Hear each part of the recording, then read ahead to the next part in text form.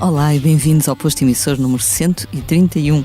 Hoje é dia 12 de janeiro e nos nossos estúdios de Paço de Arcos recebemos uma convidada que há muito aguardávamos.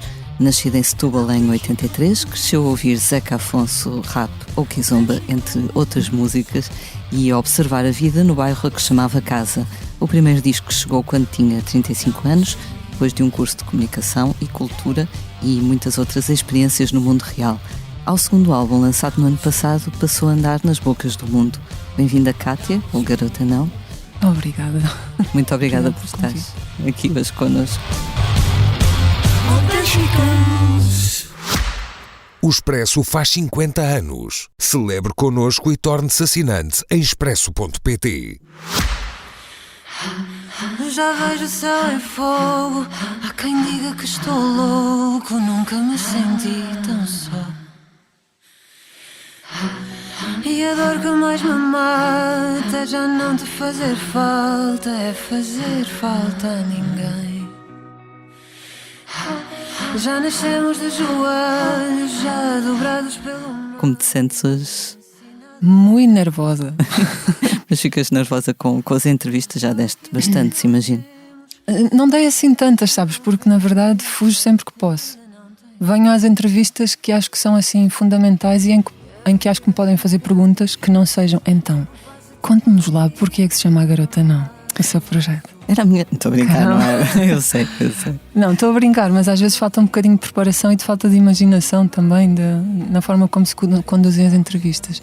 E depois é sempre um medo que tenho deste imponderável, de alguma questão que me colocam que eu penso assim, meu Deus, eu não sei responder a esta, ou porque não tenho conhecimento ou porque não tenho experiência, ou porque às vezes são coisas tão pessoais e tão íntimas, das quais eu não sei muito bem como é que...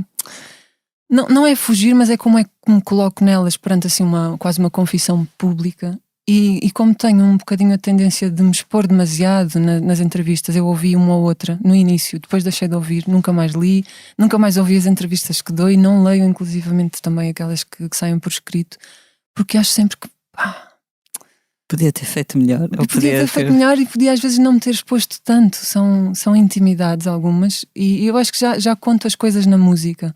Só que às vezes ainda vou além das histórias que conto na música e explico exatamente de onde é que aquilo vem. E às tantas acabo por sentir que é uma... que é uma invasão de mim própria expondo-me nestas histórias, sem necessidade. Porque sou assim de falar sem pensar muito na coisa. Perguntas-me uma cena e eu vou ser honesta contigo, estás a ver? Só que depois às vezes as pessoas também não aproveitam bem a nossa honestidade. Aproveitam no sentido de nos criticarem, de nos apontarem o dedo. Eu não sinto, na verdade, enquanto a garota não, que tenho muito esta reação. Mas há sempre esse risco e esse risco deixa-me um bocadinho desconfortável. Porque gosto de estar serena na vida, não tenho nada aquele perfil de artista, entre todas as aspas possíveis, que gosta de mandar de vez em quando uma bomba para a praça pública para gerar ali assunto, discussão, aquela ideia do falso bem ou falso mal, mas falem de mim. A mim não me serve absolutamente, estás a ver? Então prefiro ser um bocadinho mais temperada, mais ponderada na forma como comunico e o que comunico essencialmente, para depois não me ver refém também disso. Se calhar isso tem a ver também com o facto de só recentemente teres começado a ter mais exposição, sim, mais impacto também na imprensa, não é? O ano passado, com o lançamento do teu segundo disco, que foi muito bem recebido e falado em muitas publicações e que chegou ao coração de muitas pessoas, trouxe assim uma mudança, não é? Não estavas à espera se calhar de um impacto tão grande.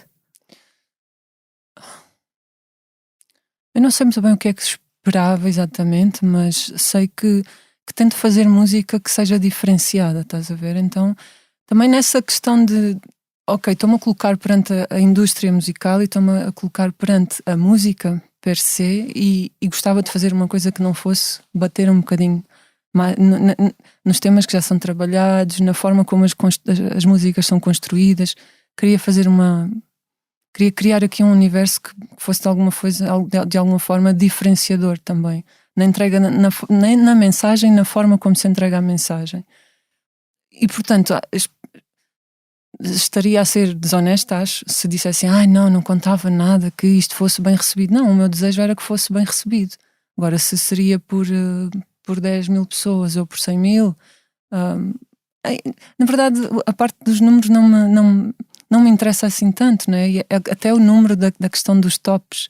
E quando no final deste ano, 2022, começam a sair aquelas listas que eu na verdade nunca tinha reparado sequer que existiam, só agora este ano por me ver envolvida nelas, a ideia de ser o número X no top tal, o número Y no outro top, de entidades mais ou menos de excelência ou de referência, isso até me podia deixar extremamente feliz, mas na verdade a avaliação que fiz, e até porque às vezes na rua, ficaste no número tal, não sei o quê, no top da Antena 3, o Expresso falou de ti como o disco não sei o quê, e eu via o entusiasmo das pessoas e às vezes não conseguia responder na mesma moeda.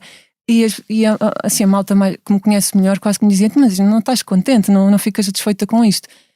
E eu na verdade fico, mas o que percebi com esta novidade na minha vida, de fazer assim parte de um circuito mais conhecido, foi que o que me interessa mesmo aqui, o que me faz estar aqui é o prazer de fazer a música, é o prazer de escrever sobre algum tema que me interessa, sobre algum tema que me angustia. Muitas vezes são mais os que me angustiam e inquietam do que propriamente uma coisa só que me interessa. Eu preciso de expressar aquilo como se fosse ali um exercício de catarse para me libertar de algum peso que eu estou a sentir enquanto ser humano. E pronto, voltando ao início da tua questão, foi uma surpresa. Não sei, nem consigo posicionar-me assim muito bem perante a pergunta. Acho que fiz um caminho e trabalhei muito neste caminho. E é verdade que surjo com o primeiro disco aos 35 anos, mas já tinha feito muita coisa na música antes, só que são aquelas canções que nós fazemos no nosso quarto, que não saem para lugar nenhum. Eventualmente o meu pai, que é assim o meu grande amigo, conhece a maior parte delas, uma ou outra pessoa também conhece porque as vão mostrando e porque percebe o enquadramento, o contexto em que nascem, qual é que foi a relação que me partiu o coração todo para eu escrever uma canção assim. Mas eram canções que viviam ali no silêncio daquela minha esfera muito íntima. Então também sinto que acaba por ser, aos 35 anos, mais um abrir de comportas e deixar a coisa sair para um universo que não seja só aquele em que eu me sentia mais confortável, que era fazer as canções e ficar com elas quase guardadas em segredo. Mas também sentia que em segredo não as deixava respirar. E às tantas tenho-me apercebido uma coisa valiosa, é que muitas vezes a nossa dor e a forma como nós trabalhamos a nossa dor também serve o outro. E essa parte tem sido de muito crescimento para mim. Não aquela coisa barata de eu identifico-me com a canção. É que me escrevem mensagens, ou às vezes no final dos concertos contacto ali com as pessoas que ficam para nos dar uma palavra, para contar alguma história. E tu percebes, há um envolvimento tão grande e as pessoas chegam com os olhos vermelhos e dizem: eu passei o concerto a chorar porque aquela outra e a outra canção dizem-me tanto, contam tanto também sobre a minha vida, que um exercício que começou por ser só meu passa a ser uma coisa um bocadinho mais coletiva e grande nesta identificação mais profunda que é. Achei bonito tu dizeres na tua introdução da música que toca o coração de algumas pessoas. E é exatamente aí que eu queria tocar. Eu no ano passado, sobretudo, talvez ali na altura do verão, comecei-me a perceber que realmente muitas pessoas estavam a ser tocadas pelas tuas canções, e pessoas bastante diferentes. Uma rapariga, por exemplo, que eu conheço, penso que nem costuma comprar discos, como muitos de nós já não compramos hoje em dia, comprou o teu disco, que são estas edições muito bonitas, não é? Comprou este teu disco. E disse que nunca mais o tirou do leitor de CDs do carro. E ela deu-me uma boleia, portanto eu posso confirmar que isto é verdade. Essas histórias são tocantes, não é? Porque tu também, no fundo, também és uma fã de música e compreendes o que é ter essa relação com a música escrita e cantada por outra pessoa. Sim, o bem-estar que nos traz, esse ajudar a lamber feridas, não lamber num ciclo eterno para nos estarmos ali quase em autocomiseração, mas é o lamber ferida para curar a ferida, para tentar encontrar um caminho daquilo não constituir uma dor que fica em continuidade, não é? E depois há só a música que serve de entretenimento. Eu hoje estava muito nervosa antes de vir para aqui e fui fazer uma grande caminhada ali junto ao Rio Sado, como faço quando ando assim mais inquieta, mais explosiva cá dentro. E depois cheguei a casa, olhei para o leitor de vinil para fazer ali uns exercíciozinhos de meditação no tapete e pensei, que música é que vou pôr? E pus aquele Neil Young, aquele disco Harvest que já ouvi, que deve ser o disco que eu mais ouvi de todos na vida, porque me sabe sempre bem. Não é que eu me identifique sobretudo com uma música como A Man Needs a Maid, quer dizer, acho uma canção super machista, tem uma data de coisas que os meus órgãos femininos rejeitam, mas a musicalidade e acho que a intenção também com que ele descreve aquela canção e a integra naquele disco é só no sentido de proporcionar aqui uma viagem a quem ouve. E eu sou uma dessas pessoas que ouve e que entra nessa viagem. E depois há músicas como, sei lá, falaste do Zeca. O Zeca já não é aquela viagem de preciso me sentir bem, vou ouvir aqui um bocado de Zeca. É mais aquela, para mim, a ideia de que a arte tem que nos fazer aqui corresponder com a parte da cidadania também. E eu, se calhar também inspirada por ele, acabo por tentar fazer isso com a minha música. Mas sim, o Zeca, a forma como... Eu não gosto de falar, às vezes evito falar do Zeca porque parece aquele lugar comum que a gente quando pensa música de intervenção, ou qual é a música mais politizada em Portugal que tu admiras? E as respostas começam sempre, então, o Zeca e tal. E às vezes nem conhecemos tão bem a obra do Zeca assim. Mas pronto, estavas-me a falar, enquanto música também há outros músicos que me inspiram e que me fazem sentir variadíssimas sensações. Sentir sensações é assim uma redundância parva, mas é neste caminho de que às vezes a nossa disposição, a nossa fase mental, nós enquanto mulheres, o nosso ciclo menstrual ao longo do mês apetece-nos estar em lugares muito diferentes e a música também é um lugar. E é claro que eu procuro, na verdade mais do que procuro, preciso que a música também me acompanhe nestas várias fases lunares. Falaste do Zeca, ontem andava a ver comentários no YouTube a vídeos teus, foi bastante divertido, não vi nada de mal, não te preocupes, mas achei piada porque há pessoas que apanham, entre aspas, logo a referência do Zeca, mas também havia quem te comparasse à Lana Del Rey, portanto podemos dizer que é bastante.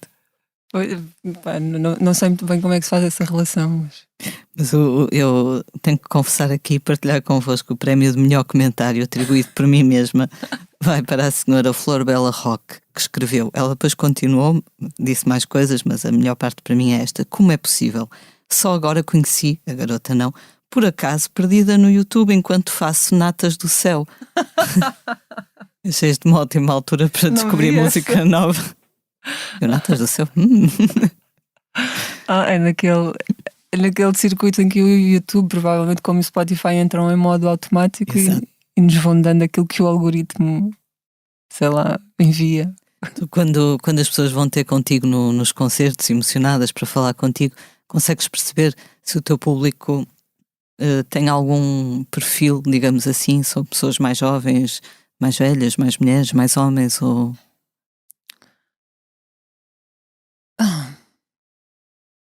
Eu acho que são pessoas que estão mais envolvidas com o conjunto, no geral. Não consigo diferenciar assim em termos de género. E idades. Às vezes tenho crianças. Ainda agora há pouco tempo num concerto do Mate tinha uma menina que é a Leonor. Ela já foi a não sei quantos concertos e não vai propriamente porque os pais querem e a obrigam a ir. Ela tem para aí 5 anos, obviamente tem que andar com os pais. Mas os pais chegam a dizer-me, não, nós viemos desta vez porque foi ela que quis vir. E já diziam isto assim quase amassados, sabes? E acho graça que provavelmente a Leonor, como outras crianças que já apanha pelo meio, e os pais às vezes enviam-me vídeos, que eu acho lindos, a cantarem as canções do princípio ao fim, que é coisa difícil para mim porque eu tenho dificuldade em decorar as minhas próprias letras, mas elas sabem-nas. Então há estas crianças que eu não sei sequer se obviamente não compreenderão se calhar o sentido que eu queria dar à canção, mas entenderão no seu sentido, não é? E depois às vezes tenho um casal de octogenários e que chegam e dizem: sempre que você der um concerto aqui num raio de 100 km, nós vamos estar presentes e não vamos mais longe porque aqui as nossas costas já não gostam muito de andar de carro. Quando tu tens este intervalo, não é, etário, e não, na verdade não há grande... e há uma outra ferramenta que me ajuda a responder-te a isso, que é o Spotify. Aquilo tem uma série de dados. Estatísticas, sim. Não é? E na verdade anda a coisa de 49, 50, depois tens ali 1% de não binários e pronto, aquele conjunto que não se identifica nem com o género feminino nem com o género masculino, mas é uma coisa muito equilibrada entre o claramente masculino e o claramente feminino, e as idades variam muito, e acho que na verdade isso me deixa... Essa cena surpreende-me e agrada-me bastante. Não ser uma coisa assim sectária, sendo sectário tanto atribuído ao género como certo. A uma idade muito específica de não, a minha música também só os putos é que ouvem. Na verdade, se calhar em termos de segmentos, são os que ouvirão menos, assim, os jovens, os adolescentes. Mas há artistas que têm essencialmente esse target e também não saem muito dali. Eu acho curioso que no caso da Garota seja assim um mar mais espraiado. Há pouco falavas das canções que escrevias e na altura não partilhavas, não é? As primeiras canções. Uhum. Lembras-te quando é que começaste a escrever canções? Eu sei que começaste por tocar piano, depois viola. Olha, tocar, mas sempre tocar muito pouquinho. No caso da viola, o meu pai sempre teve uma viola em casa e às vezes quase que me obrigava a tocar ali uma meia hora todos os dias. Só que a coisa quando é obrigada, é como diz o Daniel Pennac num livro muito giro sobre educação, que diz: o verbo ler não aceita o verbo a ler não aceita impositivo ou não aceita obrigatório, uma coisa assim. E aprender um instrumento ou aprenderes a gostar de arte também não aceitam tens de uma coisa mandatória. E o meu pai fazia aquilo que achava que fazia bem, mas na verdade quando me impedia de ir para a rua brincar e jogar ao mata e às 7 pedrinhas e ao berlinde, que eram as coisas que eu queria fazer, e me forçava a estar em casa a tocar viola, pelo menos comigo a pedagogia funcionava completamente ao lado. Então a viola tocava ali aqueles acordes, mas sem grande expressão. Também fui para o piano porque em algum momento ele achava que eu havia de ter jeito para ter piano porque tinha os dedos muito compridos. Mas toquei piano só para aí 1 ano e na verdade era uma escola privada, é sempre uma escola cara e os meus pais não tinham essa forma de... E então na altura colocou-se ali a situação muito desconfortável de: olha, não consegues, não conseguimos pagar-te mais a escola. E o meu pai foi falar com a professora que era a dona da escola, a Erlinda, e a Erlinda teve uma atitude muito nobre, na verdade, que foi: mas olha, não paga agora enquanto não pode, depois um dia que possa pagar logo paga. Mas aquilo na verdade fez-me sentir aquela humildade quase negativa de ter ali um estatuto especial porque os meus pais eram pobrezinhos, estás a ver? E eu senti-me assim muito diminuída nisso. Eu sei que a intenção dela era a melhor e obviamente era criar ali espaço para eu poder entrar, mas depois senti quase como uma injustiça, que era: poxa, foi preciso o meu pai expor-se desta forma para eu poder continuar a ter um ensino de um instrumento. Então eu quis sair e acabei por aprender, sei lá, num ano de piano aprende-se muito pouco. Mas já nessa altura, estamos a situar-nos, sei lá, entre os 7 e os 12 anos, alguns entre a guitarra obrigada e o piano. E eu sempre gostei muito de escrever, eu escrevia muitos poemas à minha mãe. E E na primária escrevia poemas sobre animais e sobre as nuvens e tal. E a minha professora da primária, a Georgina, sempre me incentivou muito na escrita, porque ela lá, da forma dela, entendeu que eu tinha mesmo, retirava muito prazer em escrever. E sempre me incentivou muito, olha, escreves muito bonitos poemas, tal. E havia um programa na televisão que era sobre... Funcionava assim, tinhas as canções normais e depois tinhas que reformular a letra para torná-la uma letra tua. Não sei se te lembras desse programa, eu acho que foi para aí nos primeiros mesmo anos da SIC. E eu na altura lembro-me que já me interessava muito por escrever, tanto que escrevi uma letra sobre a música desta vida de marinheiro, mas era esta vida de político está a dar cabo de mim. E depois escrevia, quer dizer, mas eu devia ter para aí 8 anos quando escrevi isso, devo ter escrito uma inutilidade qualquer, mas mandei para o concurso, nunca me chamaram. E portanto esta é a minha primeira memória de escrever uma canção. E fui sempre escrevendo poemas e poemas e poemas. Hoje leio os poemas e tenho vergonha deles. E depois de que tive uma amiga que me aparece na vida, que é a Solange, e eu conto isto assim em género de piada, mas aconteceu mesmo. A Solange, nós tínhamos as duas para aí 14, 15, e a Solange era apaixonada pelo meu irmão. E eu não sei se foi por solidariedade, também me apaixonei pelo irmão dela. Parece-me justo. E então um dia, naquelas tardes de verão em que não se faz nada e estávamos já adolescentes, né, 14, 15 anos, tardes de verão aborrecidas em que não íamos para a praia, o que é que vamos fazer? Vamos fazer uma canção aos nossos irmãos, pronto. E foi a primeira canção que me lembro assim, canção, a sério, de ter feito, e foi com ela. E depois com ela assim é que ganhei assim mais o gosto de tocar a tal guitarra e de tentar encontrar soluções melódicas para servir alguns textos que tinha escritos. E foi um processo assim. Depois tive várias pessoas importantes pelo caminho. O Walter Rolo, que me incentivam muito a escrever mesmo para canção, já em formato de canção. Não era só o poema que não tinha cuidado com a métrica, mas era um poema que tinha atenção à prosódia, à musicalidade da construção frásica e tal.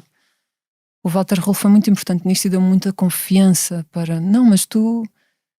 Porquê é que tu não escreves os teus próprios textos para cantar? Porque entretanto nesta fase eu já estava a querer cantar. E estava a querer cantar porque na faculdade tivemos um professor de inglês no primeiro ano de faculdade e eu era muito bicho do mato e eu senti muito que saio de Setúbal e era muito boa aluna, mas ao mesmo tempo era muito provinciana e chego a Lisboa, à Faculdade de Letras, que era todo um mundo de intelectuais e de malta muito mais à frente do que qualquer outra pessoa que eu tivesse conhecido ali nas minhas relações de bairro e de natação e enfim, o meu circuito era muito fechado, muito pequenino, estás a ver?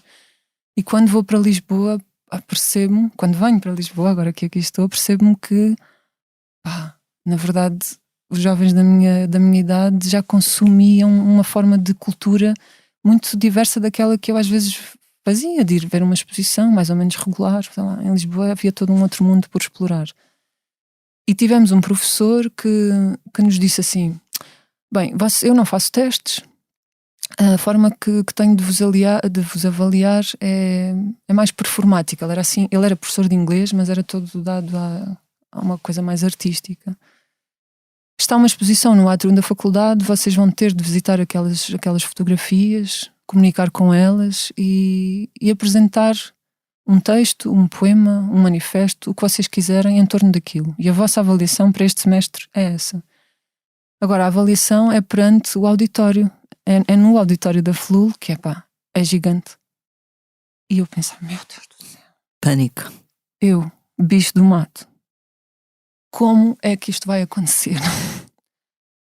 E já na altura, mais trabalhada com a Solange, a tal amiga dos 15 anos com quem tinha feito a primeira canção para os irmãos, só vejo uma forma disto acontecer e é com uma guitarra. E vou cantar uma canção. E então escrevi um poema sobre uma das fotografias e cantei a canção muito, foi assim um esforço terrível. Mas a cena acontece e depois tive assim uma ovação, sabes? E foi aquela coisa, malta a seguir a vida comigo, tu tens algum projeto? Onde é que podemos encontrar mais canções? Tu dizendo, eu não tenho mais canções, eu só tenho esta. Só fizeste. Mentira, pelo menos tinha mais 2 ou 3, só tenho esta. E neste processo a gente vai ganhando assim um chão que nos dá a vontade de continuar. De perceber o que é que pode, o que é que isto pode dar, não é? Eu também, na verdade, não fazia ideia do que é que queria ser. Quando escolheste esse curso, tinhas alguma coisa em vista? O que eu gostava, a minha expectativa com esse curso tinha sido na altura produção de eventos, criar eventos. E sempre criando eventos de consciência, estás a ver? Não era um mega Rock in Rio, não era esse tipo de produção que me interessava. Era fazer coisas que nos ligasse, que nos fizesse comunicar, que nos tornasse, de alguma forma, um coletivo para um futuro melhor, para um presente melhor, para um futuro melhor. Tinha muito essa consciência. Ou essa vontade, pelo menos. Mas depois o curso, na verdade, não nos preparou para isso. Era uma licenciatura nova. A primeira turma daquele curso foi a minha. Pai, conheci pessoas fascinantes nessa turma. Uma delas, a Francisca Cortesão, que na altura já era música, tinha uma banda que era os Casino, e eu, era aquela assim, fogo, tenho uma colega que tem uma banda incrível. E depois a Francisca jogava basquete na equipa da faculdade. E eu também sempre quis jogar basquete, mas o meu pai não me deixava. Porque dizia que basquete era um desporto para rapazes, imagina. Só podia fazer natação. Bastante alta, és bem mais alta que a Francisca. E eu mas eu assim que me apanhei fora da alçada do meu pai, sem que ele soubesse, né, o que é que eu estava a fazer, estava em Lisboa, ele sabia lá. Então eu disse, olha Francisca, posso ir contigo treinar e tal.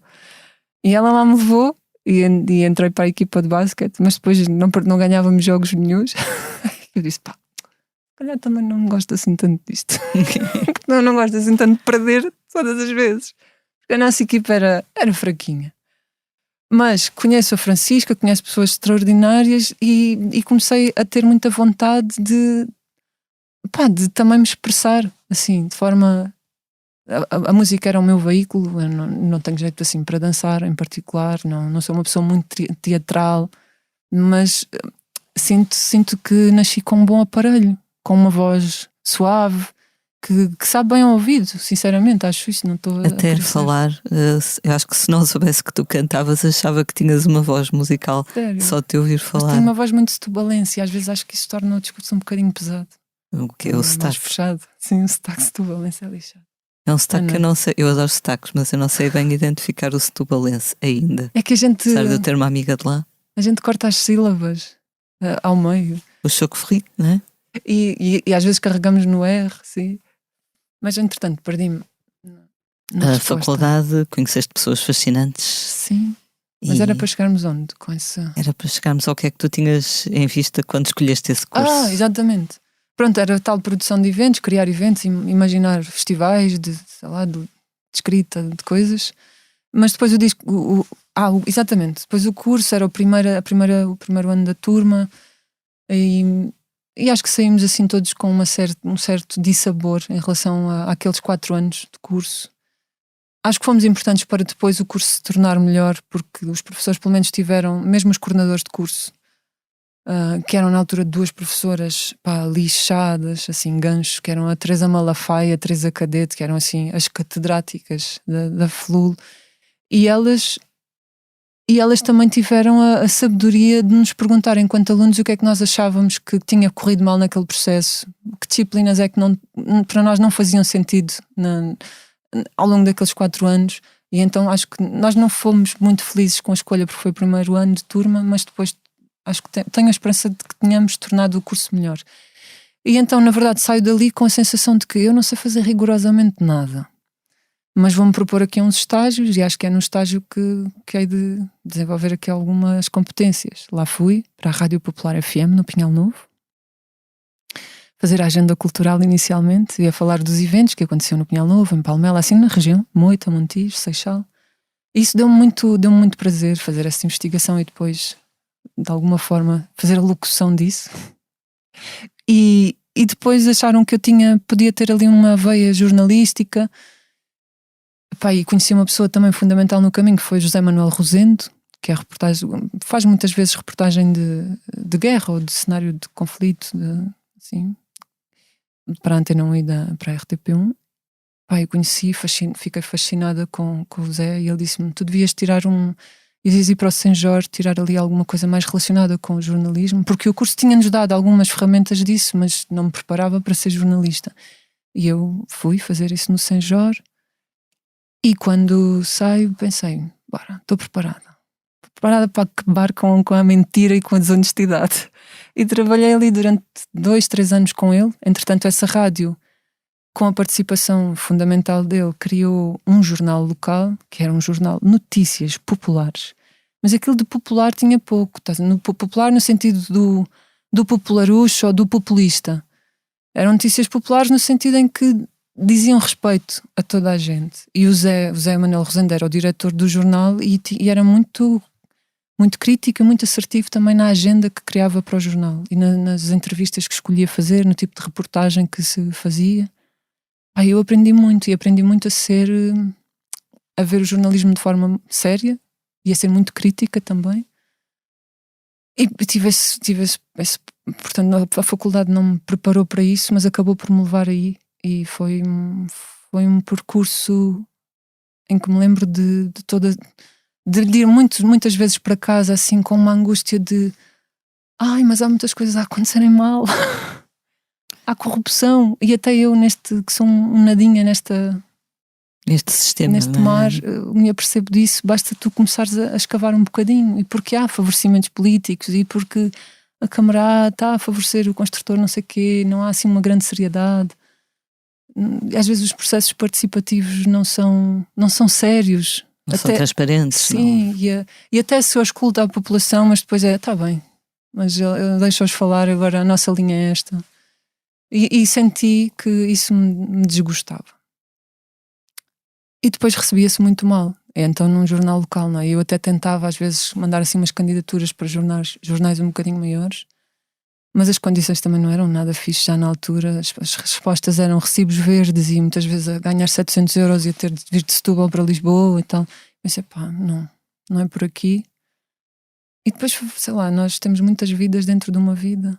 E acho que na minha geração fomos crescendo a aprender que temos que mesmo fazer muitas coisas diferentes para sobreviver, para fazer face às despesas da idade adulta, não é? Deixamos de querer ser um peso na casa dos pais, para a vida dos pais. Então tentamos sair daquele ninho e ir criar a nossa autonomia. Foste fazer o teu combate para outras frentes de batalha, não é? Fui. Na verdade, depois não fiz grande combate. Depois tive... Quando estou nesse processo assim meio de desilusão com a parte do jornalismo, em que tive quase 5 anos, mas para aí 2 deles não recebi sequer, estava só naquela coisa, porque o jornal não me pagava ainda hoje me devem dinheiro. Se não estiverem a ouvir o MBA da Cátia. Mas eu estava desgostosa com isso e pensei, vou fazer outra coisa. E o que é que eu sabia fazer? Nadar. Tinha nadado sempre, tinha feito parte da equipa de competição do Clube Naval Setubalense e tinha colegas que eram colegas meus na altura da equipa e que entretanto tiravam os cursos técnicos para serem treinadores. E eu pensei, olha, uma resposta em que posso pegar também para ganhar algum dinheiro. Coisa relativamente... Para um nadador é fácil tirar um curso desses. Porque temos a teórica e temos a prática. Então basicamente é chegar, ter as aulas que nos são fáceis de entendimento e fazer um exame e estamos aptos para dar aulas. Então fartei-me de dar aulas de natação e pelo caminho tu acabas... é que saio da área mais de jornalismo e social e entro nesta área mais desportiva e depois eu sou muito obstinada nas coisas e estou com a cabeça porque é que eu estou a ensinar as pessoas a nadar? Por vários motivos, ali a transformar fobias, no caso dos adultos, fobias em um comportamento saudável. Ensinei muitos bebés a estarem dentro da bebés de 6 meses, a estarem dentro da água, crianças a nadar.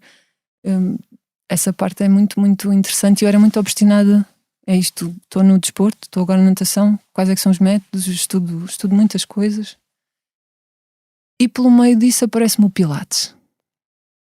E eu, isto é muito interessante, porque joga aqui muito com a parte física, mental, emocional, de respiração, todo um conjunto de circuitos de bem-estar.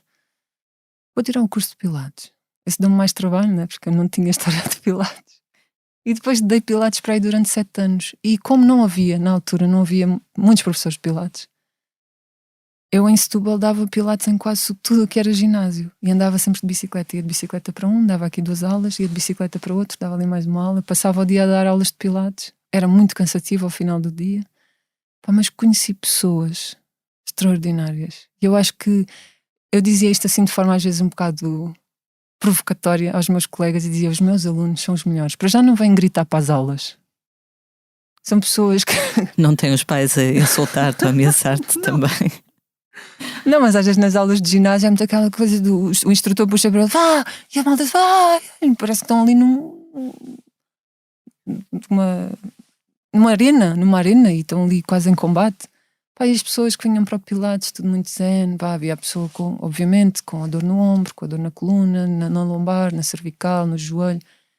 E eu tentava ali chegar a todas essas maleitas e também proporcionar bem-estar às pessoas, e era isso, mais uma vez, de que forma é que a pessoa com o joelho fragilizado pode fazer as aulas de Pilates. Tentava-me tanto, esforçava-me tanto para adequar cada aula a cada pessoa que tinha, e às vezes num grupo de 10, 15, 20 pessoas isso é praticamente impossível, mas como eram pessoas de continuidade, não era aquela malta que vai uma aula ou duas depois desiste, não, havia pessoas que eu tive anos a fio, e às vezes acabava, um ginásio fechava, imaginando, e a pessoa perguntava-me: você dá aulas em que ginásio? E iam atrás de mim para outro ginásio, estás a ver?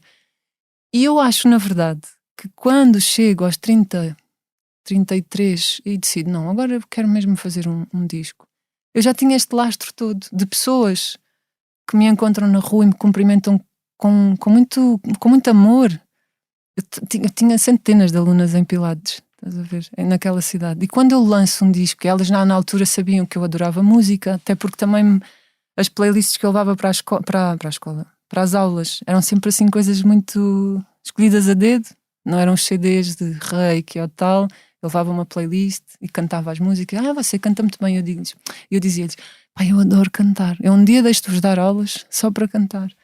Não faça isso, não faça isso. E então, quando eu chego, já tinha quase o palco montado na música, porque tinha estas pessoas que já tinha acarinhado muito pelo caminho e por quem também já tinha sido muito acarinhada. E toda a nossa história, na verdade, depois resulta em alguma coisa. E a garota é um produto, não gosto da ideia de produto. A garota é um fruto. Boa, obrigada, Lia.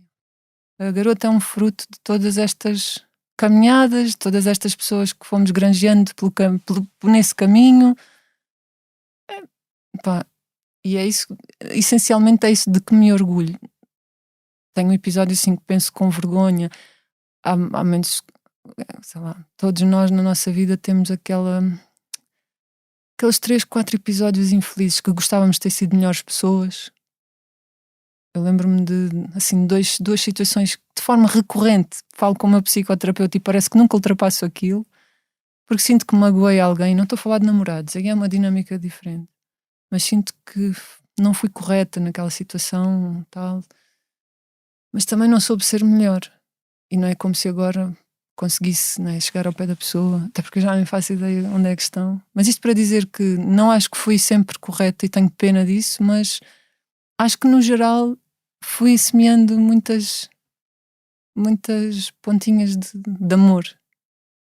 E Sim. Agora levo isso também. Dar e receber, não é? Yeah. A garota não, há bocadinho disseste que te perguntavam muitas vezes. Eu sei que o nome resulta da recusa de cantares a garota de Ipanema em bares. Nessa altura cantavas que canções? Lembras-te assim mais ou menos do teu repertório quando cantavas em bares? Nomes de canções, não sou grande espingarda, mas íamos buscar repertório do Toquinho. Repara, íamos buscar muitas vezes os nomes mais conhecidos, de um Vinícius, de um Tom, de um Chico Buarque, de um Caetano, mas não eram as músicas óbvias. E aí é que incidia assim, um bocadinho da magia desse ciclo de concertos que eu fiz de MPB. Nesse caso com um companheiro que ainda hoje adoro, admiro imenso, que é o João, e que para mim podia ser o Fausto desta nova geração. O João compõe brilhantemente e é a única pessoa que eu ouço alguma composição e penso: isso podia ser uma música do Fausto, e é brilhante, né, quando isso acontece. E o quê? O que é que eu estava a dizer? Eram essas músicas menos óbvias, não é? Exato, mas sei lá, depois também ia buscar outras coisas, Alceu Valença, até de Joana. Existe esta cantora romântica que é aquele guilty pleasure, né? Mas eu ouvia Joana nas viagens com o meu pai e com a minha mãe, de carro, E aquilo fica-nos aqui, é azeiteiro, mas fogo, o coração bate com aquele tipo de canções. E depois também a forma mais ou menos azeiteira como a música é apresentada depende de cada um, né? Da forma como tu estás a produzi-la, a arranjá-la. Às vezes a letra é má, mas o arranjo é bom e a coisa compensa. E sei lá, nós tínhamos esse cuidado com a forma como construíamos aqueles concertos de música popular brasileira. Mas havia sempre inevitavelmente alguém que pedia a Garota de Ipanema e as Águas de Março. Não dá mais. E daí o Garota não. Disse-me um passarinho de Setúbal, que tem muito orgulho no teu trajeto, em tudo o que tu já fizeste, porque cresceu contigo, viu coisas duras, tal como tu, mas tem muito orgulho naquilo que vocês conseguiram construir até agora. É um passarinho chamado... Não estás mesmo a ver, pois não? Não, eu não falei com ela a propósito desta entrevista. Ela disse-me isto espontaneamente aí há uns meses. Um passarinho chamado Celina, certo? Lindo. E ontem falei com ela à noite. Sentes o mesmo por ela, por esse trajeto vosso? Sinto, claro que sinto. Pá, a Celina nasce no mesmo bairro 2 de Abril que eu, só que o prédio dela era a traseira do meu bloco. Aqueles bairros eram todos construídos em bloco, tinham um quadrado ao centro. E eu nunca tinha percebido isto até um dia estar a falar numa entrevista e pensar, ei, que curioso que foi. O bloco era ao centro, era mesmo um quadrado, os prédios à volta, não é, deste pátio central, e as cozinhas davam todas para esse pátio, que é muito engraçado em termos sociológicos, de construção arquitetónica de um bairro, aquela divisão onde a mãe normalmente passa mais tempo e que facilmente vai à varanda para chamar os filhos ou para ver se os filhos estão ali, se não... Porque ali havia muita coisa de as crianças de cada um daquele bloco estavam naquele bloco. Havia depois vários outros blocos, mas eram territórios de outros grupos. E muitas vezes eram quase territórios inimigos, de haver pedrada e de... Não havia assim... Era uma paz um bocado podre ali. Às vezes um pisava mais a bola e depois ia tudo em gangue, porque fazíamos essa coisa. E em termos arquitetónicos era muito engraçado. E a Celina, o prédio dela dava para a traseira do prédio dava para o meu bloco. E eu nunca me lembro de brincar com a Celina, é curioso. A ala dela, lá está, era outra, porque dela já estava de costas para o meu, não estava com a varanda virada. E ela cresce naquele sítio, pá, que nos traz uma data de armas, mas... Também nos retirou, a mim, eu sinto isso, a mim retirou-me um bocado a inocência da infância, muito cedo. E aquela inocência de... No outro dia estava a ouvir uma entrevista da Maria Lamas e foi muito engraçado. E ela diz, ela estava com o entrevistador em frente à casa onde tinha crescido, com os pais, e ela dizia, pá, fui tão feliz aqui, até para aí aos meus 14, 15 anos. Ai, sim, até que conheço o marido que depois com quem estava, e depois é que começa a perder a inocência a partir de, sei lá, dos 18, 20, até pelas lutas todas em que interveio enquanto jornalista e ativista, a Maria Lamas. E eu sinto que perdi, eu estava a ouvi-lo e a pensar, fogo, eu perdi a inocência bem mais cedo. E perdi a inocência porque aquele bairro tinha mesmo muitas coisas feias, né? Havia fome. Agora, eu não sei se ainda haverá fome, porque eu não vivo no bairro agora já desde os 26, portanto há 13, 14 anos. Mas havia fome e havia miúdos que, como eu, tínhamos 5, 6, 7 anos, íamos para a escola e eu ia sempre já de pequeno almoço tomado. Os meus pais nisso eram muito cuidadosos, não havia dinheiro para comprar coisas de marca nunca tive uns ténis de marca, mas havia sempre comida em casa, era o mínimo. Nem que a minha mãe tivesse que ir pedir dinheiro a alguém para comprar comida para o mês, também aconteceu várias vezes. Mas havia crianças que iam para a escola cheios de fome e a única refeição que tinham era aquele leitinho da escola. Leitinho com chocolate. Sim, não? leitinho, e era a única coisa que eles comiam ao longo da manhã.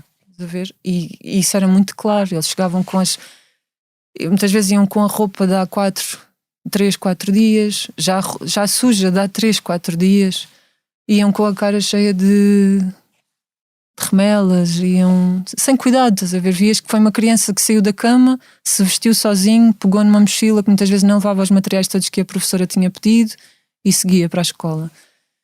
E isso a mim sempre me causou uma certa mágoa.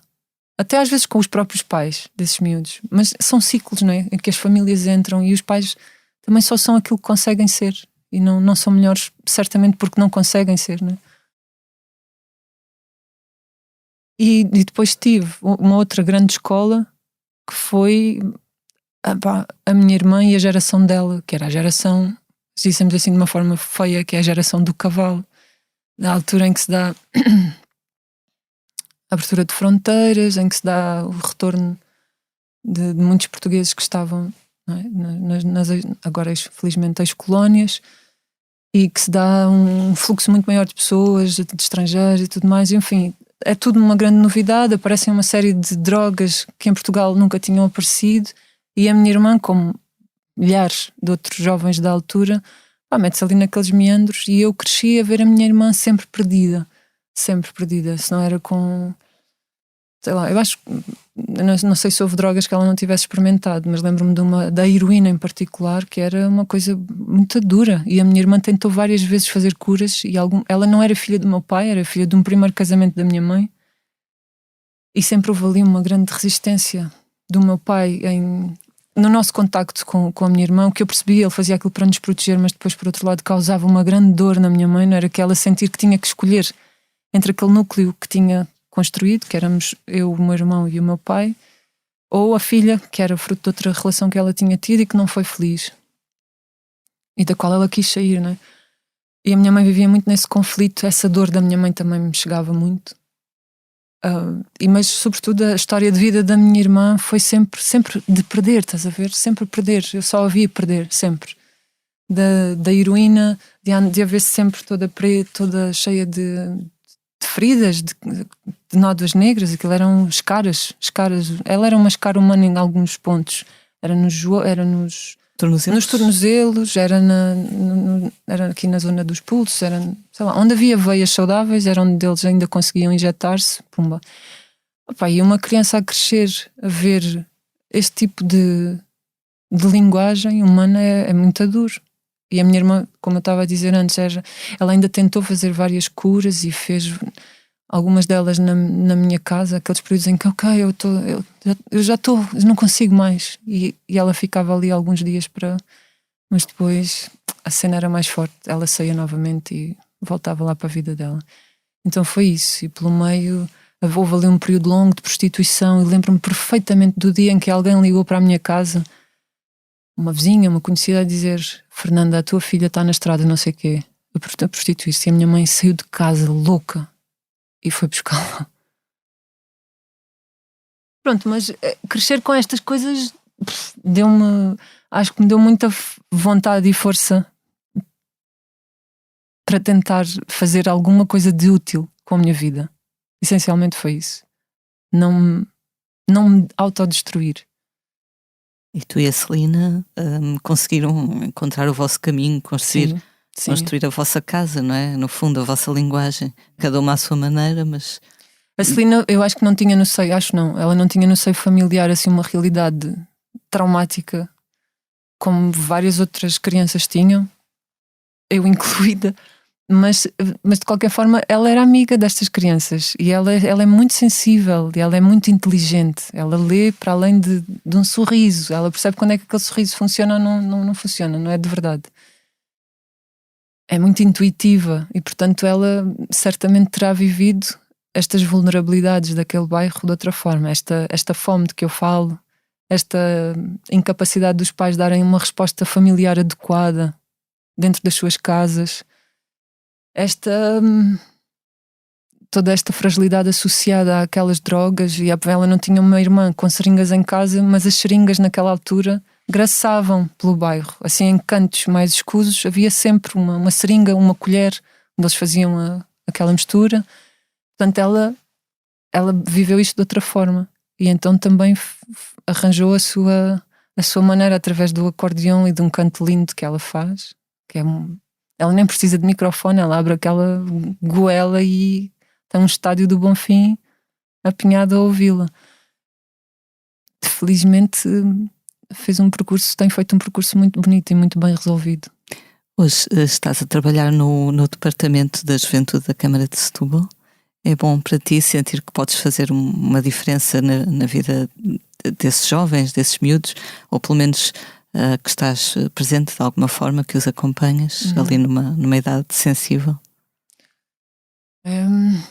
Eu sinto muito isto como uma missão e fico muito ofendida quando vinhamos a falar disto do corredor com esta má interpretação que se faz do papel, do esforço do funcionário público, não é? Desta generalização de que nós estamos sempre a contar fazer pontes quando há feriados à quinta-feira e greves, e coisas tão de um funcionamento mental tão básico que me entristece.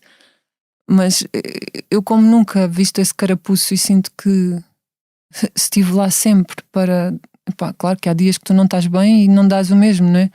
Mas a minha postura em relação a este convite que me surgiu na altura, há 7 anos atrás, para trabalhar na Câmara de Setúbal, foi muito vou aceitar esta missão mesmo como um sentido de dever cívico, de criar eixos de trabalho que valham a pena para a juventude. E na altura era só um gabinete de juventude, o que em termos hierárquicos numa Câmara faz muita diferença, agora somos uma divisão.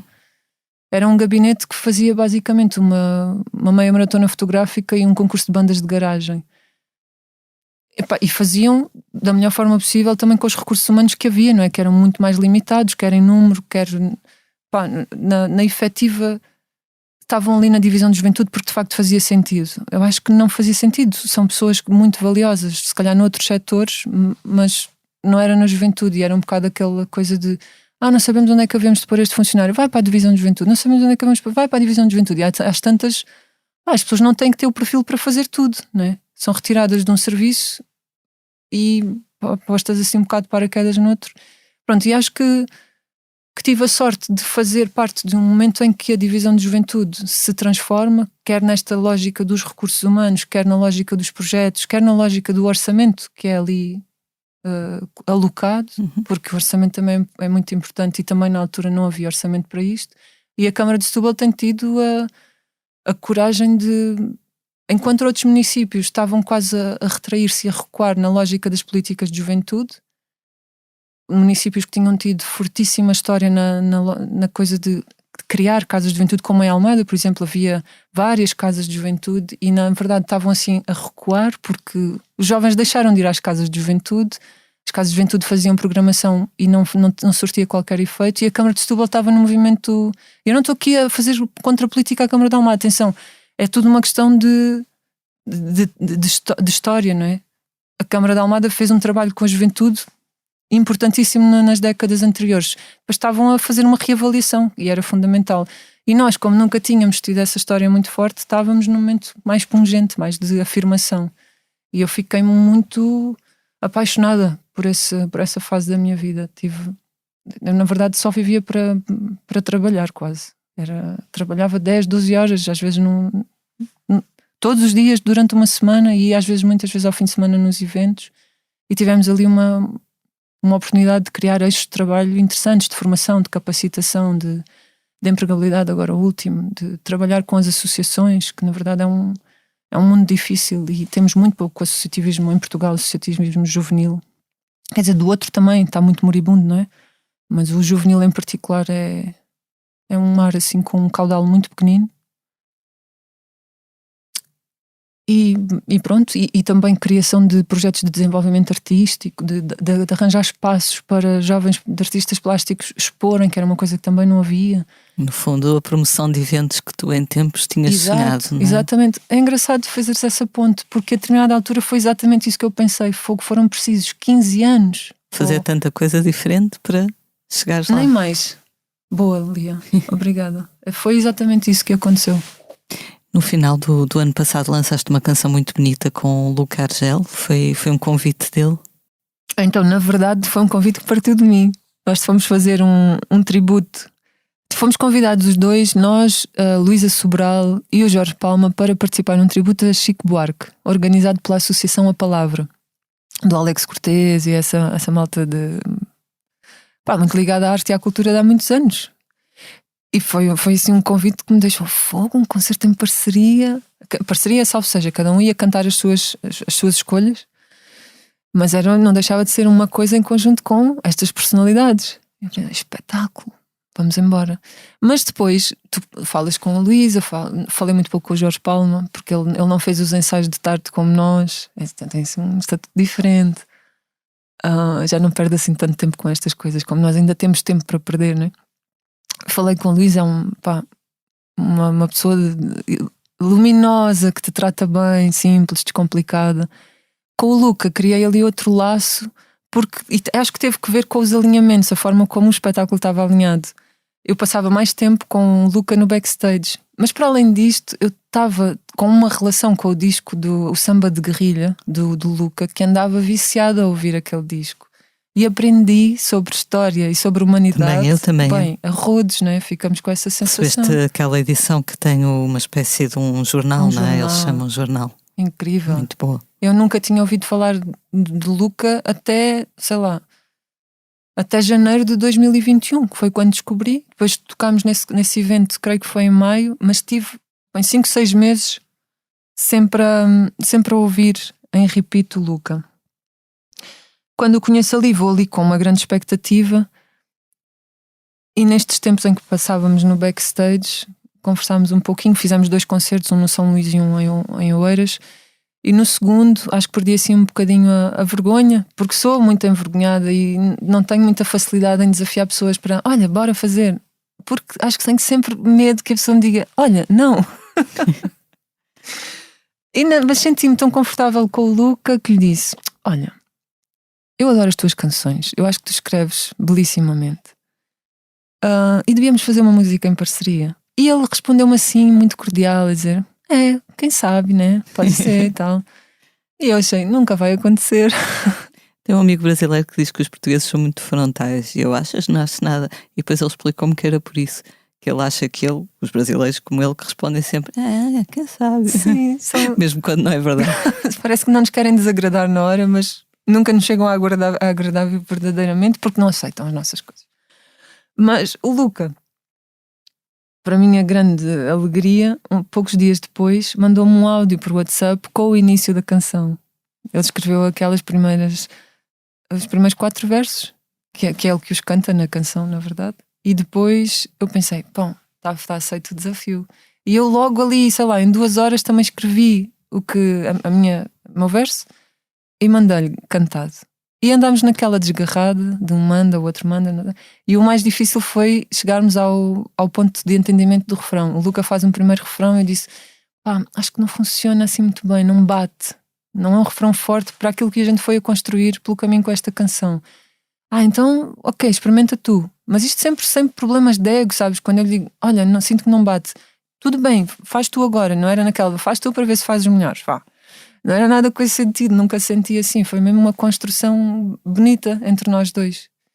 E eu andei ali de volta e tal. Não foi assim um refrão logo muito instantâneo.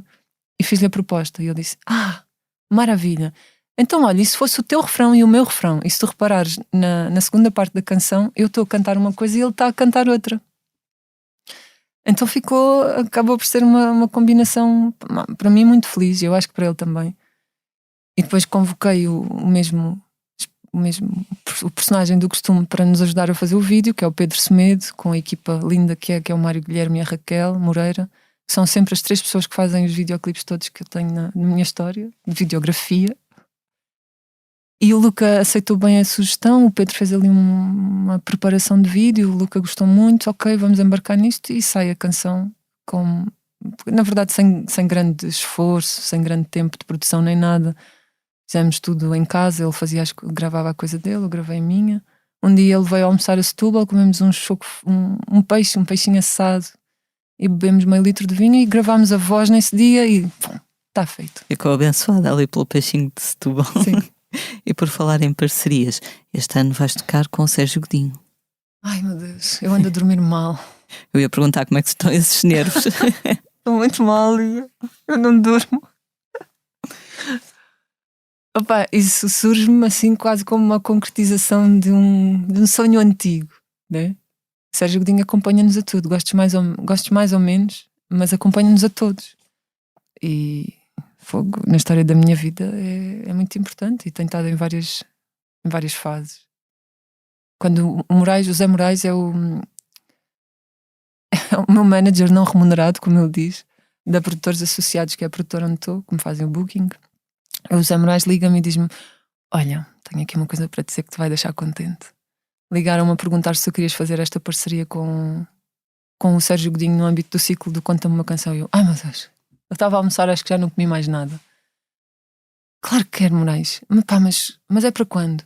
É para 7 de fevereiro. Essa altura é muito má para mim, porque eu estou aqui num processo de transformação da minha condição na Câmara de Setúbal e não tenho tempo, não é? Eu trabalho a tempo inteiro e eu não consigo chegar a tudo aquilo que queria. Mas aqui a cena do Sérgio Godinho era uma oportunidade imperdível. Eu disse: então vamos, claro que sim, eu não posso dizer que não. Eu quero muito isto, só tenho medo de não cumprir com qualidade. O meu receio é esse. E depois, pronto, puseram-nos um e-mail, o Paulo Salgado, dizer: ok, garota, está aqui o Sérgio está aqui a garota, agora vocês conversem, porque aquele concerto é assim uma lógica de eu canto 3 canções, o Sérgio canta 3, depois trocamos uma música um com o outro. Fazem uma versão, não é? E fazemos uma versão em conjunto. E então começámos quando eu recebo, é o Sérgio Godinho o primeiro a mandar-me um e-mail. Eu recebi o e-mail, tenho uma grande amiga que é a Ruth, que até se chamou Rita, a filha, por causa da balada da Rita. E eu mandei o print screen a dizer o mail do Sérgio Godinho, aquela entrada do Gmail. Eu tive 3 dias que não consegui abrir o e-mail. Sabes quando tens ali um tesouro e tens medo de abrir a caixa para desvendar aquele tesouro? Já sabes que vai ser bom. Não tinha medo que viesse ali nada de mal, era aguentares até ao limite aquela expectativa de ai, Sérgio Godinho, manda-me um e-mail. Parece assim um bocado desesperada a contar isto, mas é só para dizer o impacto que isto tem em mim, de facto. E depois pronto, li e fiquei de responder e não respondi logo. E depois o Sérgio Godinho manda-me outro e-mail a dizer: oh garota, então mas não recebeste um primeiro e-mail que eu te mandei? E eu pensei: ai, vou ter que responder, o que é que eu vou dizer? Ele é rigoroso com os prazos, posso confirmar. E eu, e horários. Senhor Sérgio Godinho, peço imensa desculpa. Não foi assim, mas é porque me senti incapacitada para lhe escrever. Agora entretanto, já trocámos vários e-mails e estes são bem engraçados. Ele é muito espirituoso e eu também tento acompanhá-lo nisso, assim, com algumas larachas, porque ele também tem ligação a Setúbal de alguma forma. A minha mãe, no primeiro casamento que tinha, trabalhava num restaurante no Portinho da Arrábida. E o Sérgio Godinho, volta e meia, como muitas outras pessoas, iam para o Portinho, aquilo era um paraíso. E o Sérgio ia com grupos, acampavam lá e tal. E lembro-me que ela uma vez, aliás, ela contava-nos isto muitas vezes, mas uma vez aconteceu que o Sérgio foi almoçar ao restaurante onde ela trabalhava. Ela era a cozinheira e ela cortou-se, tinha-se cortado com uma faca qualquer e tinha ido um penso dentro da comida que o Sérgio Godinho comeu. E ele chamou e disse: rapariga, isto aqui não é teu.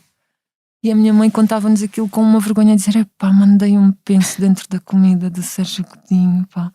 Mas ele foi impecável, não foi aquele cliente impertigadote que tratou mal logo a pessoa. Tinha oportunidade para isso, não é? Mas também tinha oportunidade só para, olha, deixa passar, claro. Tenta não fazer isto mais, mas senti que ele não perdia a oportunidade de fazer ali alguém amigo. As voltas que o mundo deu para tu agora ires partilhar o palco com ele. Fogo, nem me digas. A minha mãe ia morrer de alegria se me visse ali com ele.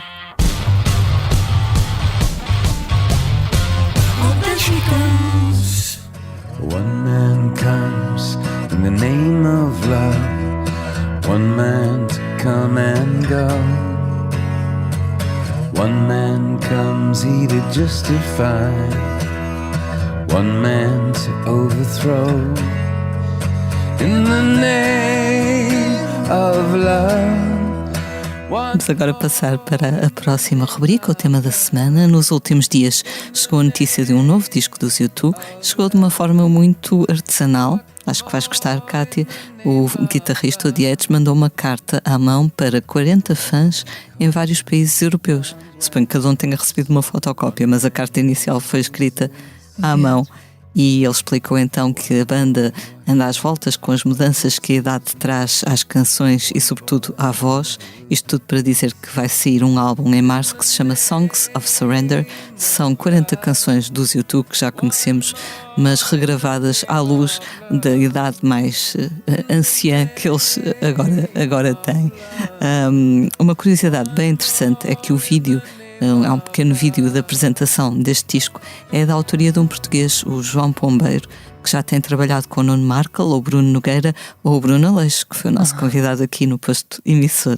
Então, e como é receber um convite dos U2, tu recebeste um convite do Sérgio Godinho, ele recebeu um convite dos U2, o próprio explica, está numa entrevista que está no nosso site. O outro tema da semana foi o desafio lançado por Dino Santiago nas comemorações dos 50 anos do Expresso. O músico sugeriu que se pensasse numa alteração da letra do hino de Portugal de forma a torná-lo menos bélico. Então disse ele: não gritemos mais às armas e não marchemos mais contra os canhões, que a nossa emancipação seja mental, espiritual e com amor. Pediu o Dino Santiago, o que obviamente causou um pequeno grande rebuliço nas redes sociais. Consegues imaginar o hino com outra letra? Consigo.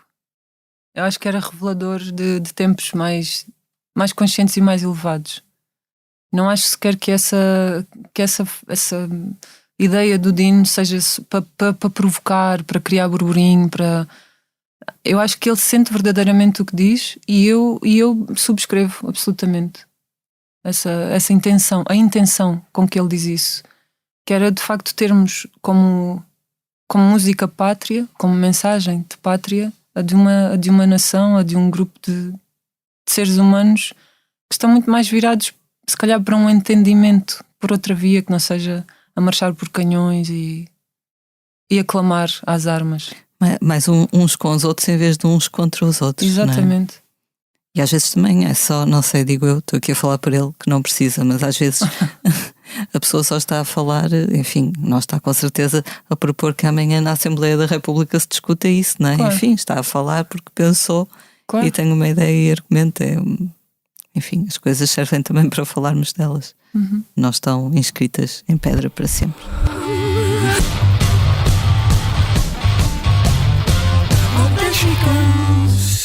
Quero mandar de novo os meus recados, contar de novo os meus pecados e ver o céu que eu nunca vi. Vamos agora falar do que andamos a fazer aqui na redação. 2023 pode estar ainda a dar os primeiros passos, mas tudo indica que vai ser um ano muito rico no que toca à música feita em Portugal.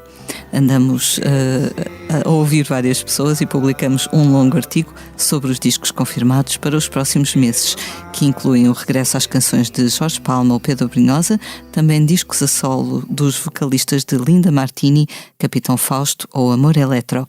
Quem também estará de volta é Carminho, com um disco chamado Portuguesa já em março, álbuns novos de Luca Argel, Glockenwise, Áurea, Sara Correia, Pedro Mafama, Expresso Transatlântico, Clube Macumba, entre muitos outros, estão todos lá no nosso artigo. Não sei se vão realmente sair todos, porque às vezes há edições que caem, não é? São adiadas, mas até agora parece promissor. Em setembro, o autor do tema que se ouve no arranque e na despedida do nosso podcast, que é o Legendary Tigerman, lança também o primeiro álbum desde 2018. À Blitz, o Paulo Furtado disse que este disco vai ter canções sem guitarra, o que vindo dele parece interessante, outras bastante orquestradas e muitos convidados. Diz ele então que vai estar ali entre o rock and roll e o intimismo, mas sempre punk. Também no site Blitz podem ler uma entrevista bem curiosa do nosso colega Rui Miguel Abreu a Midus, a baixista e vocalista que esteve no boom do rock português dos anos 80 com os Rock Vários. Depois de atingir o sucesso em Portugal nessa década, ela rumou a Londres, onde chegou a tocar com Brian Ferry, Mel C, das Spice Girls, entre muitos outros artistas.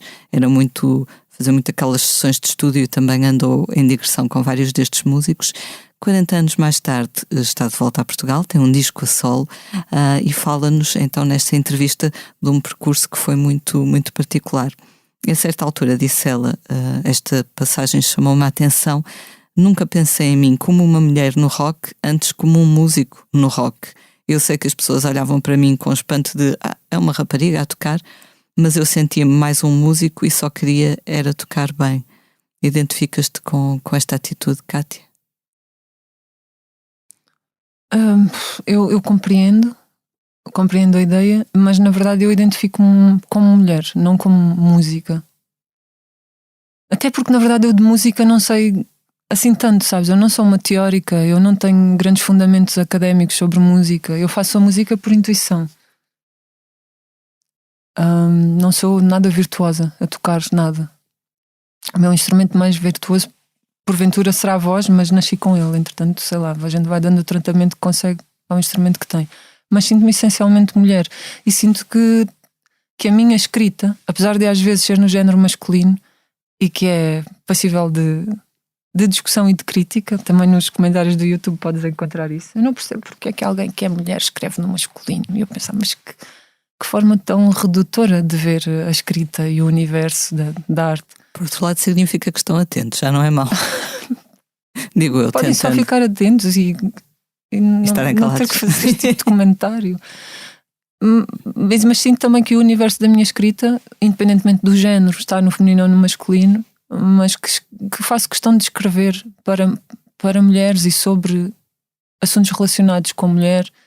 E no meu caso, a forma também como apreendo o amor e as relações amorosas, eu sinto que o faço enquanto mulher. Claro. Por acaso é interessante falares disso, a questão do sujeito estar no masculino. Lembrou-me o oposto, digamos assim, por exemplo, o Chico, exatamente. O eu feminino do Chico, que é fortíssimo, não é? Sim, sim. E que é um exercício também muito... de liberdade. Sim. De liberdade. Não interessa, na verdade, quando eu digo já caminho descalço para ninguém me ouvir, eu não estou a pensar que sou um rapaz por dizer descalço. És um ser humano. Exatamente, é exatamente isso, sabes? Sou um ser. Sou alguém que está num determinado lugar a viver uma história, não é? Um sujeito, uma personagem. Exatamente. Portanto, a coisa para mim nem é tanto o feminino ou o masculino. Mas na parte de me colocar, acho que sim. Acho que não escreveria a mulher batida com a propriedade que escrevi se não fosse uma mulher. Claro. Acho que não escreveria aquele que mulher é essa, que fala da questão do talento ser tantas vezes colocado em segundo plano, em detrimento do facto da mulher ser bonita, ser visivelmente agradável. Vistosa, estás a ver? Eu acho que é o facto de ter amigas, de contactar de muito perto com um universo muito feminino, da violência doméstica, da forma como eu vejo que elas às vezes são preteridas na parte do que mulher é essa. Pela sua fisionomia e não pelo seu intelecto ou pela sua capacidade de trabalho. E é uma forma de me colocar e sinto que eu faço melhor porque sou mulher. Faço o melhor no sentido em que com mais propriedade. Com propriedade, exatamente. Claro que sim. She goes. Hey, man. See, open up, okay? Get out of here, Amy. Come on, man. Fix me up. Love becomes compulsive. It's wiser to say. Vamos agora falar de um disco que acaba de chegar às lojas e ao streaming. Trata-se de Every Loser, é o 19º álbum de Iggy Pop, que aos 75 anos não está com vontade de parar. Ele diz que gravou com uns miúdos, foi o que ele disse, kids. Os kids são músicos dos Pearl Jam, dos Red Hot Chili Peppers, portanto também é rapaziada já para ter assim... Os seus 50. Exatamente, os seus 50, mas para ele são miúdos porque ele lembra-se de os conhecer quando eles eram miúdos e podiam ser efetivamente filhos deles. Então este disco tem aquela energia punk que associamos ao Iggy Pop, mesmo agora aos 75 anos. Tem também alguns interlúdios muito sarcásticos sobre a indústria discográfica. Eu achei piada porque ele deu uma entrevista muito engraçada ao New York Times em que sobre isso, penso que foi nessa entrevista, em que sobre isso ele dizia: eu não sou uma pessoa, não sou uma celebridade para ir fazer tweets e insultar os outros, não sou esse tipo de pessoa. Mas lembrei-me, então gravei no disco. Pronto, tinha aqui umas coisas guardadas e saiu ali no disco. Vale também a pena ler essa entrevista do New York Times, porque eu adorei uma parte em que ele diz que, enfim, tem 75 anos, teve uma vida no mínimo animada, e aqui continua. Então ele diz que o segredo da longevidade dele, ele diz: o meu médico diz que eu tenho um sistema imunitário muito forte, mas não deve ser só isso. Então ficamos à espera de uma explicação mais esotérica, e eles perguntam então o que é. Ele disse que era a mãe dele que sempre lhe tinha dado muito amor, e que quando ele andava lá na drogaria, que lhe mandava sempre um envelope com umas notitas e que lhe telefonava sempre, e que a proteção da mãe dele sempre o tinha ajudado. Claro que sim, claro que sim. Eu gostei desta ideia.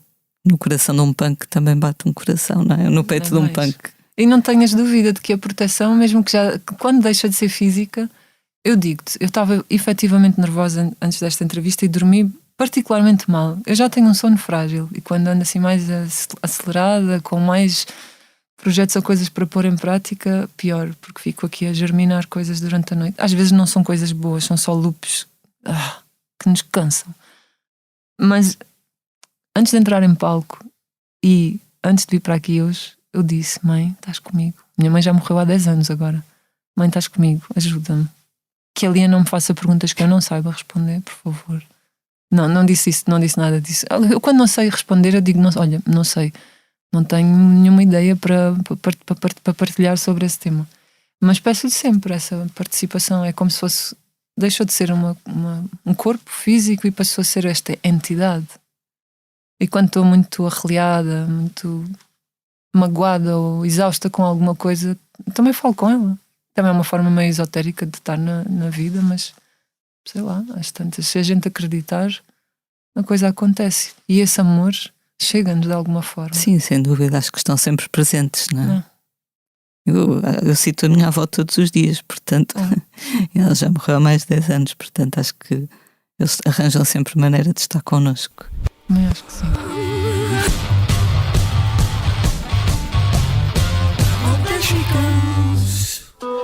No doce dos meus lábios tu derretes, meu corpo puro açúcar, diabetes. Há leito de champanhe, duas caras, duas posses. Tua mão segura a minha, dedos gastos com artroses no jardim. Vamos agora falar dos concertos dos próximos dias. Começa esta sexta-feira em Palmela, no Cineteatro São João, a primeira edição do Festival Microsons. Na sexta-feira atuam Kiko and the Blues Refugees e ainda Maria João. No sábado há concertos de Pedro e os Lobos e Viviane. Também na sexta-feira, dia 13, a fadista Sara Correia apresenta-se no Fórum Cultural do Seixal. No sábado, 14, David Bruno vai ao Teatro Circo de Braga com Sangue e Mármore, a audionovela lançada no ano passado. Daqui a uma semana, ou seja, na quinta-feira, dia 19, a Culturgest em Lisboa recebe um concerto de mão morta com o saxofonista Pedro Sousa. Juntos vão apresentar Tricô, o EP conjunto lançado no ano passado no âmbito do projeto Esfera. Entretanto, mais daqui a pouco, ou seja, de dia 17 a dia 22 de janeiro, Noise Earth revisita toda a sua discografia com 6 concertos no Teatro da Borda, em Lisboa. São todos às 9, menos o último é num domingo, às 7h30 da tarde. Agora, o Jorge Palma também fez isto ano passado, não é? A residência com vários discos, cada noite para um disco, é uma ideia engraçada. É, mesmo.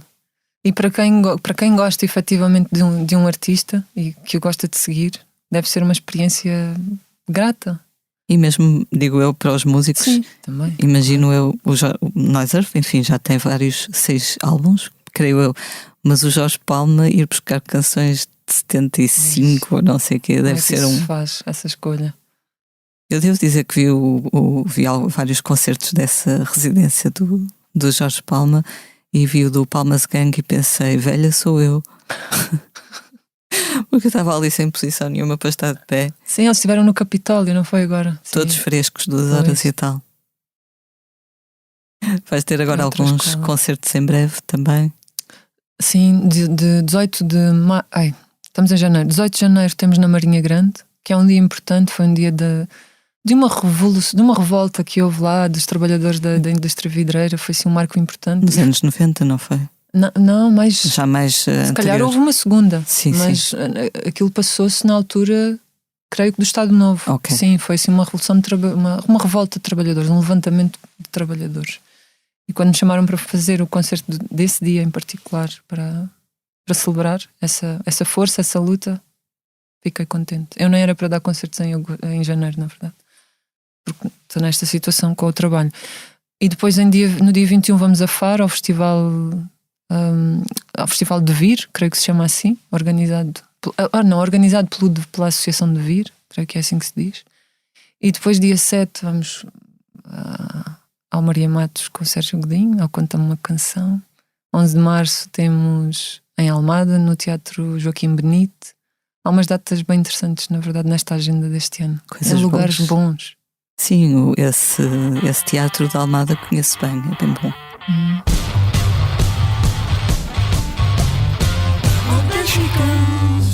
Já caminho descalço para ninguém me ouvir, para ninguém me sentir lá no resto do chão.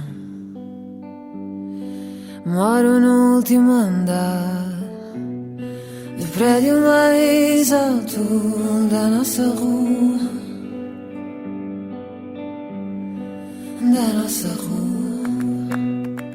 Chegamos assim ao final de mais um posto emissor. Cátia, muito obrigada.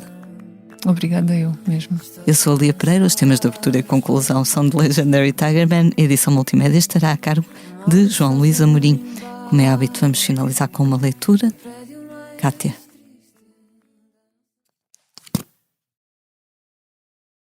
Quantas vezes me fechei para chorar na casa de banho da casa de minha avó.